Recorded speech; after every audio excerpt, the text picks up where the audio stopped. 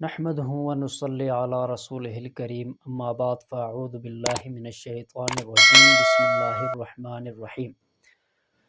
آج ایک ایسا وظیفہ لے کر آپ کے سامنے حاضر ہوئے ہیں انشاءاللہ تعالی۔ اگر کوئی شخص جگر کی بیماریوں کے حوالے سے پریشان ہے، مرد ہے عورت ہے، کوئی بھی جگر کی بیماری میں اگر کوئی مبتلا ہے، جگر کی گرمی کی صورت میں یا کوئی اور بیماری کے اندر وہ مبتلا ہے، وہ چاہتا ہے کہ اس جگر کی بیماری سے اسے نجات حاصل ہو جائے، تو انشاءاللہ تعالی مجرب وظیفہ آپ کو دینے لگے ہیں، آپ اس کے اوپر عمل کریں، انشاءاللہ تعالی آپ کو نجات حاصل ہوگی اور آپ کو بیماری سے شفا مل جائے گی انشاءاللہ تعالی۔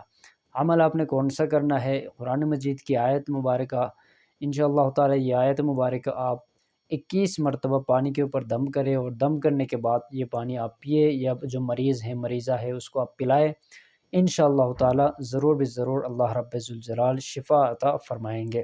عمل بتانے سے پہلے گزارش ہے، اگر چینل کے اوپر نئے آئے ہیں اس کو آپ ضرور سبسکرائب کریں، تاکہ ہماری طرف سے ہم جو وظائف بتاتے ہیں، عمل بتاتے ہیں، وہ بر وقت آپ کو مل سکے، اس کے ساتھ ساتھ ہماری طرف سے خصوصی اجازت بھی آپ کو حاصل ہو سکے۔